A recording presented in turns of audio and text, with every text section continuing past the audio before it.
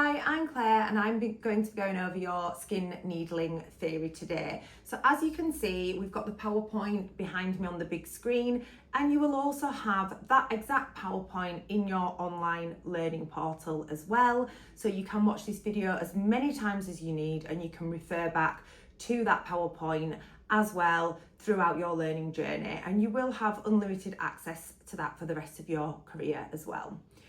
So welcome to the skin needling theory. So if you're performing skin needling treatments, there's a few things that we have to go over to begin with for your setup in your clinic or your salon premises. So with any treatment that breaks the skin that you're carrying out, a treatment license is required, and that is given by the council. So basically what they will do is they will come out and inspect your premises and make sure that you have the correct setup to offer skin needling services. So we will have gone over everything that you need in your health and safety PowerPoint. Referring back to that, there are things such as clinical waste, sharp spins, making sure that you have a sink in the room with hot and cold running water, that you have a toilet facility available, and that everything is in place for cleaning and no soft furnishings, etc. That full information of what you would need for the treatment license is also downloadable from your local council's website. So what you need to do when you're going to start offering the needling treatment is you need to check through the health and safety learning that we've provided to you and make sure that you know in your mind exactly how you need to have your clinic room set up. But you can also go onto the council's website and you can download what their requirements are, and you can create a checklist. You would then contact the council, tell them that you've set up and that you want them to provide you with a license, and they will come out, they will do an inspection, and then hopefully they will give you the license immediately. But don't worry if they do think that there's anything that you haven't got that you should have. They usually will just put a little note on, and you will have to arrange for them to come back to the premises before you can actually get the treatment license. But you need to check with your specific council what the requirements are, because there can be variations depending on area as well. So skin needling, what is it? Skin needling is the penetration of the skin by very small needles. So that can be either in the form of a microneedling pen or a derma roller as well. So pens and rollers, what is the difference? Rollers contain 50 to 500 needles, and pens hold from 1 to 50. So there is a huge difference in the amount of needles in each one. 12 is the most popular when you're using a microneedling pen.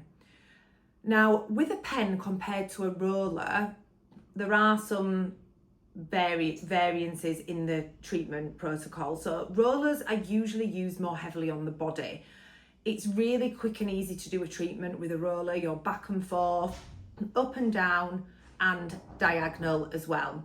So you can really cover a large surface area in a smaller amount of time than what you can with a pen. Having said that, pen does have a lot of benefits that the roller doesn't have as well. So it really depends on the area, what you're treating and what it is for, as to which one of those would be the best. Needles come in various lengths and various gauges as well.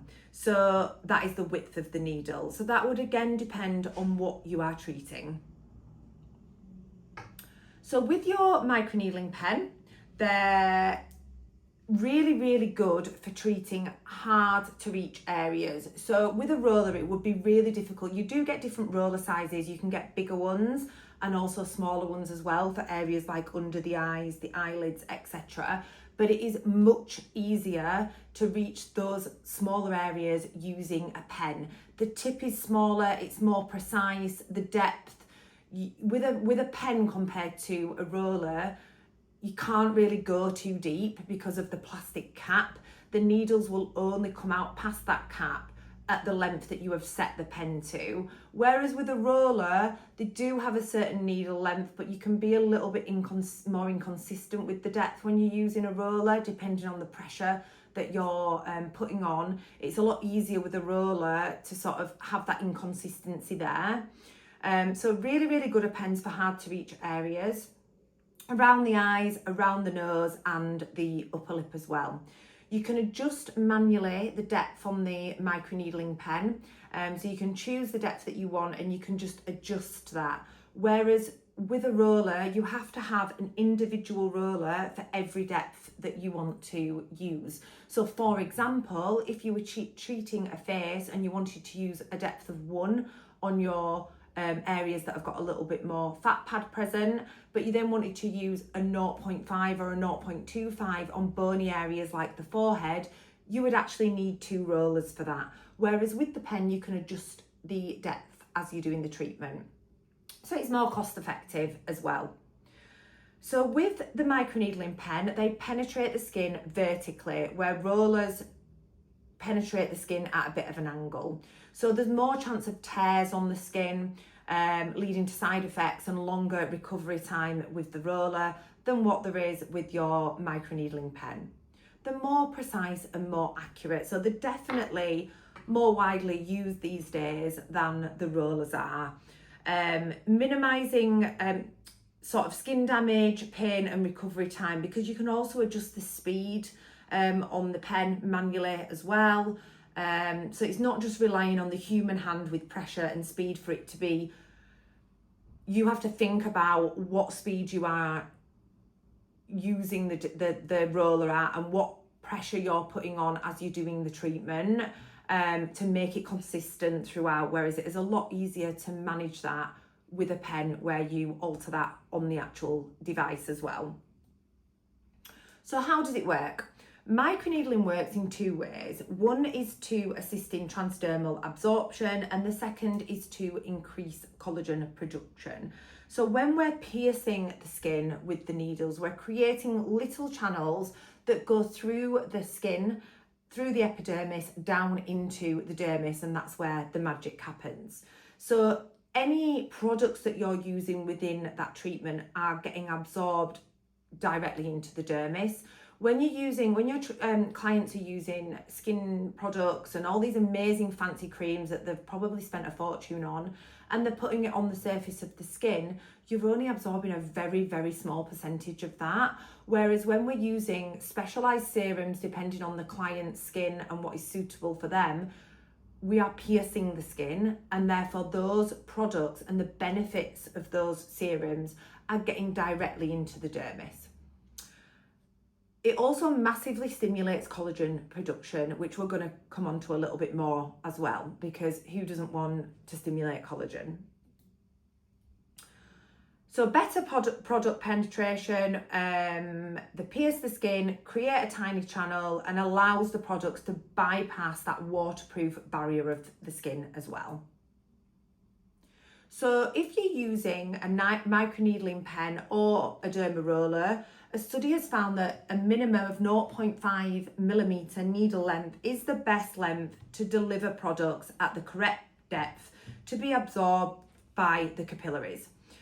So you can still achieve it with 0.2, for example, or 0.3mm, but that is more ideal for clients that are using these devices at home, that are not experienced and that are being a little bit more careful. So as someone who is trained in microneedling and knows what they are doing, they know what products to use, they know how to safely use the device, then they can go up to sometimes 2mm, but a 0.5 is minimum for product absorption. So collagen. So when we penetrate needles into the skin, it causes trauma, and it's micro trauma. So it sounds scary, but it's actually not. And what that does is that initiates a wound healing process. And within that process, what our bodies do is it stimulates new collagen, and they replace old collagen with new. So all the misaligned and the old collagen is then replaced with brand new collagen. And the old collagen and scar tissue, etc., is broken down by the body and removed. So that is really, really important when you're dealing with a client with stretch marks, acne scarring, or any other scarring for that matter. And over a few weeks after the treatment, new collagen is created, and it will continue for several months after that as well. So the new matrix will start to thicken, skin will improve, the texture, the tone, and giving a fresher, more youthful glow. Microneedling is absolutely amazing for rejuvenating the skin, and it's something that has been around for a long time, and I think that clients, once they have had it, they're always going to come back for this treatment because you can see a result off one. And we're going to come on to sort of treatments and courses that clients can do, etc., and the treatment protocol, but they will see a result even off one session, so it will be extremely popular. So what can skin needling benefit? Lots of things. So facial rejuvenation is one. So the increase in collagen and elastin will help to tighten the skin. It will thicken the skin, reduce and prevent skin thinning due to the aging process. Fine lines and wrinkles are smoothed out and relaxed. Enlarged pores are reduced in size, and skin luminosity is restored. So you can give an overall facial rejuvenation using your microneedling treatments. Scars. So this is a really popular one. It can be stretch marks, it could be scar from an accident, it could be scar from surgery, or it could be scars from sort of acne as they were younger and they've got some sort of pitting on the surface of the skin. Now, microneedling is highly successful at treating the appearance of scars. It will work on sunken as well as raised scars. We never treat keloid scars, but we're going to come on to that as a contraindication. But yeah, it is very, very effective. Now, yes, you do need more than one treatment session for scarring. I would recommend to my clients that they have a minimum of 6 treatments. That doesn't mean that they won't see a result after one. They will see a result after one, and that will make them even more eager for the rest of the course of treatments. But I think what you want is you want to be delivering the best results possible. And I think that where some people fall down is they will say to a treatment, well, just have a couple of sessions and see how you go. I'm really sort of a big one about being completely honest with clients, and I think being really transparent is key for managing client expectations as well. And ultimately, if they have scarring, they need to be having a minimum of 6 sessions and up to 8 sessions in that first block. And that will mean that the results will be outstanding, and they're going to be recommending you to their friends, their family, or other people as well. So I would always recommend a treatment of 6 if it comes to scarring. Stretch marks, it's same thing. They need a treatment of a course of at least 6 treatments. They do differ to scars. That's trauma, where it's been sort of rapid expansion of the skin and the skin stretching. The collagen and elastin matrix is stretched out. It's come out of alignment, and the result is those silver, pink or red lines on the skin. So that can take longer to see the results. So definitely a minimum of 6. So, but when the treatment course is complete, as I said about the acne scarring and the pitting, the results are really impressive. So they will be really, really happy with the result. There's no point in your client coming in and having one treatment for scarring. It's just not going to give them the result. And the money that they have spent, they're going to unfortunately feel like they've wasted that money, okay? So stretch marks respond better to aggressive needling technique. So we're going to come on to that, but that's stamping rather than just lightly needling over. And it is really up to sort of 2 millimeters as well. That's trauma stimulates collagen and elastin to rebuild in the area at a much higher rate. So you're going to see a better result from that. Hyperpigmentation. So causes of hyperpigmentation are complicated, as are the ways in which microneedling is used to benefit it. So many cases of hyperpigmentation are found in individuals with darker skin. So your Fitzpatrick 5 and 6. Excessive sun exposure is also a key cause, but there can be other causes like things like acne as well. So this treatment is a godsend to many sort of Asian, African clients where other treatments are just not suitable. So things like your IPL skin light therapy treatment, they can't have that.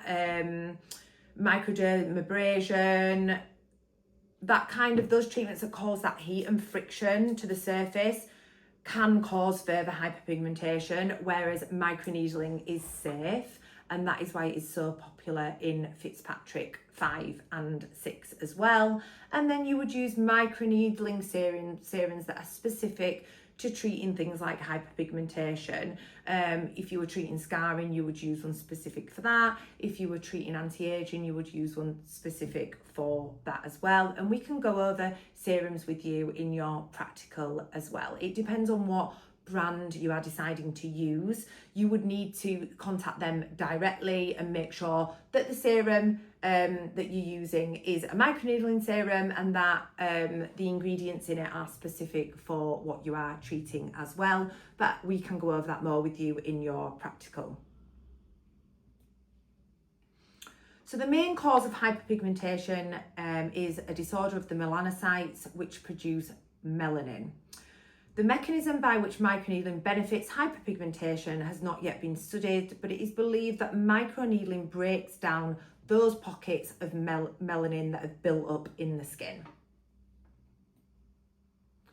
Age spots. So this is really common in women over the age of around 50. You can see it in younger women, but mainly over the age of 50. So that is the same sort of treatment protocol and the same theory behind it as you have with the hyperpigmentation as well. Acne. Okay, so microneedling on acne is highly effective, but you do have to be careful with active acne. We're never going to microneedle over active acne because you can actually spread bacteria and make it worse. So whilst it is not active, you can treat somebody, and then what will happen is the products that you are giving the client to tackle the acne will work more effectively because we've created those channels into the dermis. And then obviously it will also treat any scarring on the skin from having those acne breakouts as well. So never across active acne. It must be performed between acne breakouts. Make sure your client is not taking any acne medications which are contraindicated with microneedling. So that's things like Roaccutane. It thins the skin, and as soon as you go over that with a microneedling roller or pen, you will tear the skin because the skin is very, very weak whilst they are. It thins the skin down and it makes it fragile. So obviously you can't use a roller or a needler on them whilst they are on Roaccutane. And depending on how long they've been on it and what it's for, they need to speak to their GP because sometimes it can be 12 months after the use of that before they can have a treatment like microneedling. Enlarged pores. I absolutely love microneedling for enlarged pores. It is very, very effective. So that is quite common on the nose and on the cheeks. Microneedling will reduce the pore size, which improves texture of the skin. And the skin just overall not only looks smoother, but also what that does is it helps with breakouts. So what you will find when you have somebody with quite enlarged pores is you will be doing the microneedling treatment and you will have cleansed, double cleansed and fully prepped the client's skin, but the dirt that is sat in those enlarged pores starts to come to the surface when you're doing a microneedling treatment. So please don't panic if you're doing a microneedling treatment and you start to see quite muggy fluid on the surface of the skin, because what that'll be doing is the dirt that is within the client's pores will be coming to the surface and you will have serum on there and it will start to look quite dirty. You can keep cleaning that throughout the treatment and you will notice on the gauze that you are using, they are quite dirty, and that is actually you removing that dirt that has been stuck within those enlarged pores. And then what should happen is, if they're on a course of say 4 treatments, each treatment that they have, you will notice that that is becoming less and less, because we're shrinking the size of those pores and they're not holding that dirt within those pores as much, and the client will start to notice less and less breakouts over that treatment plan. So they will absolutely love it. So let's talk about contraindications to a microneedling treatment. So there are things to consider. So lots of things will contraindicate the treatment, and you need to make sure that you're aware of them. The client will fill in a consultation form, and you need to make sure that you're checking that thoroughly as well. Some things are quite obvious, you know, if they have any open wounds and broken skin or scabs or bleeding or blisters within the treatment area, you must not obviously cause more trauma or spread anything by using a microneedling device or roller. Cold sores, they must be completely clear of a cold sore, because it can spread that and cause more of an outbreak. So if they have a cold sore, they need to be 2 or 3 weeks clear completely of that cold sore before they have a microneedling treatment. And if you are doing a microneedling treatment on somebody that is prone to cold sores, we need to make them aware that if they do have a breakout, that is nothing, you haven't given that client a cold sore. Unfortunately, when they have the virus, trauma to the skin can spark it. It's rare with microneedling. It happens more with lip filler or lip blush with semi-permanent makeup, but it can happen. So we need to make sure that that's on our consent forms if they are prone to cold sores, so that we have that conversation at the consultation and we manage clients' expectation. Active acne, that would be a contraindication. You know, anything like rashes, psoriasis, eczema, nodular rosacea in the area, fungal infections, that would all have to be avoided as well. Anything contagious on the skin. If you have any raised moles or warts, then you would avoid them. You wouldn't ever go over them with a microneedling device. You would always go around them. We don't want to create trauma on top of a mole. There are studies to suggest that that could then make the mole more likely to become cancerous. So we definitely want to avoid that as well. Bruised skin, so if you were treating a client and they had a black eye, you're either going to have to completely avoid this area of the face, which then they're not getting the most out of the treatment, or they're going to have to reschedule when this is gone. So obviously I would always do the latter. Any kind of skin cancer, keloid scarring is a strict contraindication. That is when, if they've had a scar in the past that has healed really raised and red, that would be a keloid scar, and because we are breaking the skin, there would be a chance of that happening. Your client will know whether or not they have been prone to keloid scarring in the past. Any blood thinning medication, if they're on that, they cannot have microneedling, because obviously they will bleed throughout the treatment anyway a lot of the time. But if somebody is on blood thinners, the bleeding can be quite excessive. So that is not ideal in itself, but then that will also lead to longer healing time and higher chance of infection as well. So if somebody is on blood thinners, if it's safe to do so and they have got approval by their doctor to not take them for a couple of days before the treatment, that is fine. But if not, the treatment would have to be avoided. So any recent treatments such as IPL on the skin, chemical peels, or cosmetic surgery as well. So anybody that has had surgery, we would say 6 months before you can treat the area. So an eye lift, you know, a nose augmentation, anything like that, you would avoid that area for 6 months. If someone has scarring from surgery, you can go over that scar and improve the appearance of it. But again, it needs to be 6 months since they had the operation.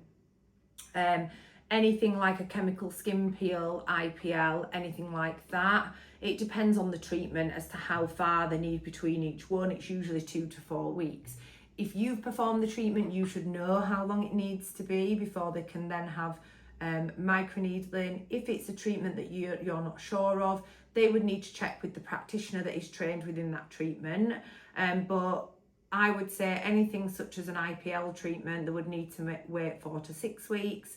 Anything like a chemical skin peel, I would usually do the same. A normal facial like a hydrofacial or anything like that, that is absolutely fine. You can actually combine those treatments. So it just depends on the actual treatment that they're having, what the time is between each one. They certainly need to not have any signs of that treatment still there, like any inflammation or anything like that. Botox. If your clients had Botox, you need to wait 2 weeks after the Botox before you do microneedling, just so that it doesn't affect that. And they do recommend using shorter needle length where dermal filler is present, although most dermal filler would be injected deeper than you would use with a microneedling device anyway. And we haven't really seen in clinic any contraindications, complications. I knew what I was saying there, wasn't I? Complications after using microneedling over dermal filler. You just wouldn't use it over fresh dermal filler. So if they have had dermal filler, you would wait 4 weeks before a needling treatment. But most dermal filler is placed deeper than the depths that you would be using with a microneedling device. Pregnancy is a complete contraindication, and it's usually 6 months post pregnancy and breastfeeding because your hormones are not back to normal. So it can cause different results, different healing.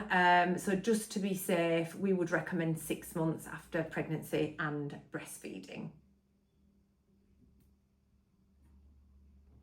So now we're going to talk about needle lengths and depths that you are using. As we have already said, you need a minimum of 0.5 to get that real result and collagen stimulation. Anything less than that, you are going to resurface the skin. But as you can see in your PowerPoint that's online and behind me, that you are not really going deep enough to penetrate the layer that we want to get to get that absorption of the products that we're using. Okay, so you can go up to 2.5, but for non-medics, so if there's any non-medics, you will probably not be allowed with insurance to go any deeper than 2 millimeters, so you need to check that. Medics can usually go up to 2.5, but that would be on a body treatment only. You would not usually need to go above a 1.5 on the face. So that would be body, stretch marks, that kind of thing. You can go a little bit deeper, okay? So 0.5 millimeter is the shortest needle length that will induct collagen, as we've already mentioned, okay? So it reaches the dermal level to stimulate the fibroblasts and create new collagen. You shouldn't need to pre-numb your client for microneedling. And to be honest, now the councils will not allow us to pre-numb. So we need to keep our needle depths to a length that the client can tolerate. Luckily, as I've said, you don't need to go usually any deeper than 1 or 1.5 on the face. And 1 is usually completely sufficient.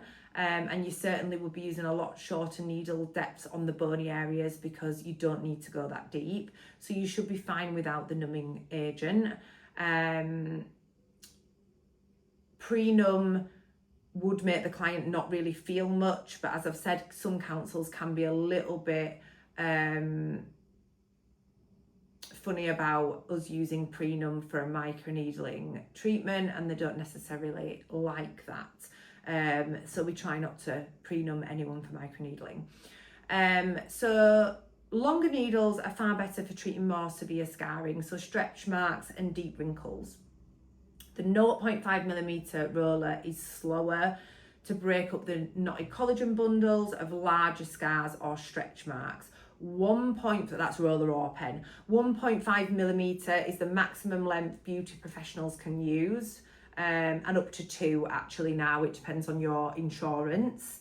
Anaesthetic is a bit of a grey area now, the pre-numb. So you need to check with your local council whether or not you're allowed to pre-numb the client before the treatment. And if not, I wouldn't worry, because most people can stand the treatment without the numbing, as long as you're not going above that 1 millimetre mark.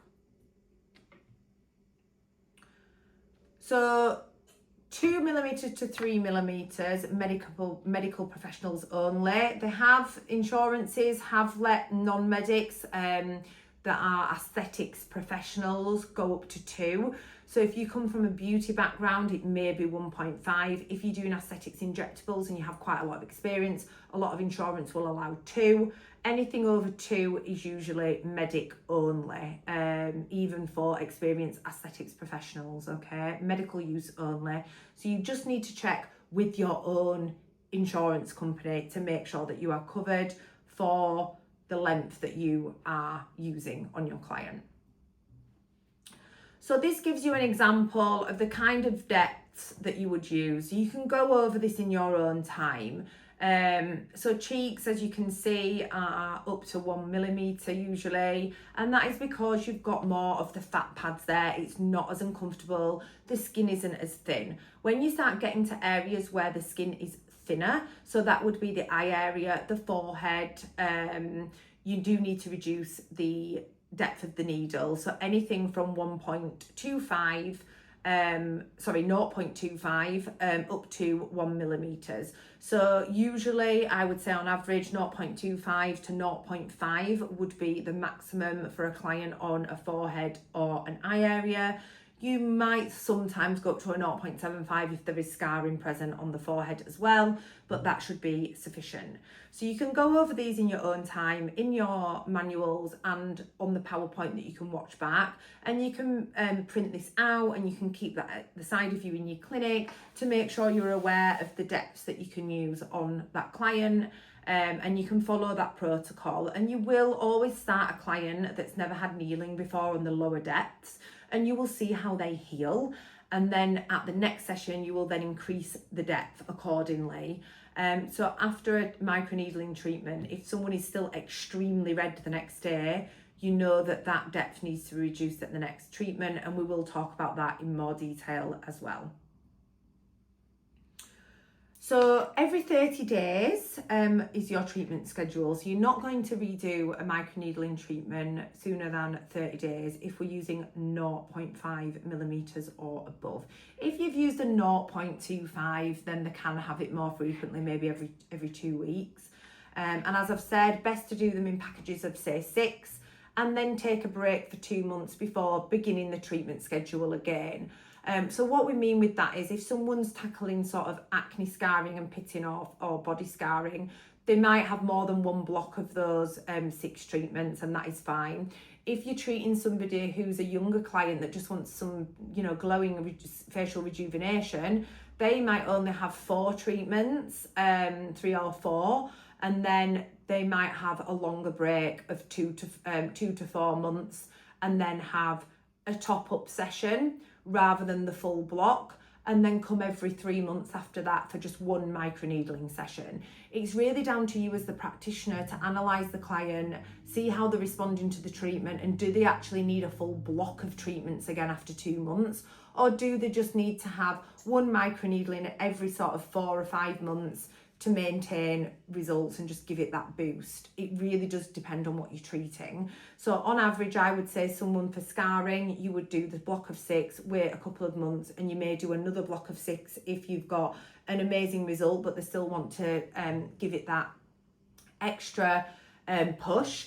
Whereas if you've got somebody that's anti-aging, you might do a course of 4, have a break for 2 or 3 months, then another course of 4. Then after that, just come every 4 months for 1 session.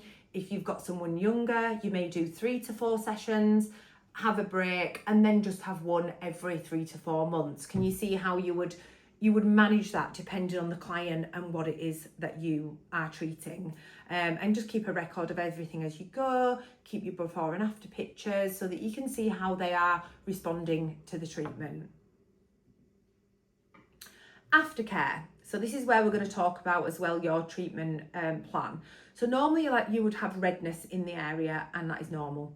And that will clear usually within a few hours. So your client will usually be very red after the treatment, and a lot of the time in a few hours that'll have really subsided. But it can persist for longer in some cases, like a couple of days at maximum. Now, if your client is still very red the next morning after a treatment, as I said previously, you need to reduce the depth that you've used on the last one. If after a few hours or by the next morning their skin doesn't have any redness present, then yes, you can increase the depth at the next treatment if necessary. So if you've only used a 0.5 on the face, you can go up to 0.75 at their next treatment, okay? If they're quite red and you've used a 0.5, you may need to reduce that down to 0.25. Everybody's different, everyone's skin is different, and everybody reacts differently to the treatment. Your client may experience some itchiness in the area, and that's because of the release of histamines, that histamine reaction, and antihistamines can help with that. That is normal and it will subside. You do not want your client itching their face. They need to leave it alone. And not be touching it with hands that haven't been washed, etc. as well. What you might find with some clients, or will find, sorry, not might, is that after a couple of days, their skin might go a little bit dry and flaky. That is completely normal. Once that is then gone, they will have glowing skin again. It is part of the healing process.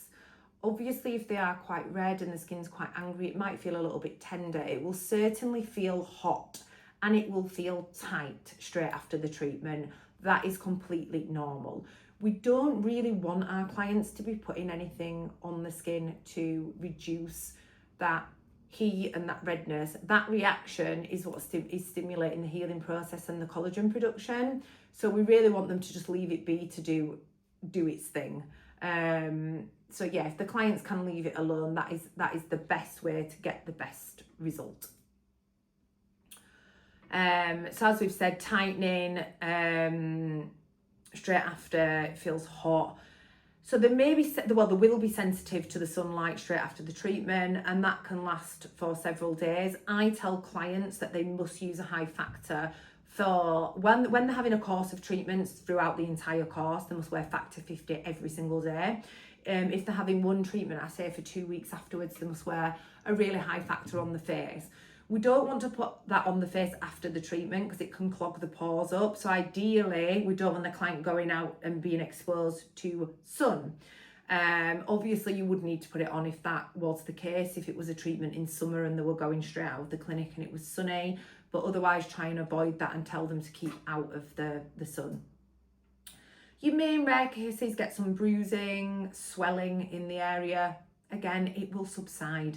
Every client is different in how they will react to the treatment, okay? If you do get somebody who gets pustules, they should go on their own. It can be if they've got a bit of bacteria in there after the treatment, they might have a bit of a breakout and see some pustules on the surface of the skin, but they can see their GP if that persists. And we maybe need to reevaluate the aftercare that the client has done before the next treatment, or adjust the treatment slightly. It can be that clients have not really listened to aftercare and they've gone, they're working at dog groomers and they've gone straight to work after the treatment and they've got bacteria in those open channels, which is not what we want.